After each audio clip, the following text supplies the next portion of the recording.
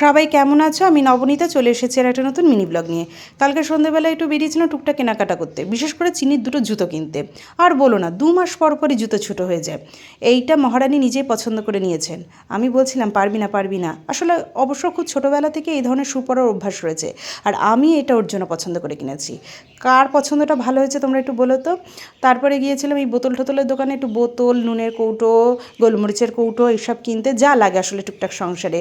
তারপরে গেছিলাম লোকনাথ। এই লোকনাথের কাকু সম্পর্কে আর কী বলবো, আমার মাও এইখান দিয়ে জিনিস কিনতো, আমিও কিনছি, ইন ফিউচার হয়তো চিনিও কিনবে। লোকনাথ কাকুকে নিয়ে বিশেষ কিছু বলার নেই।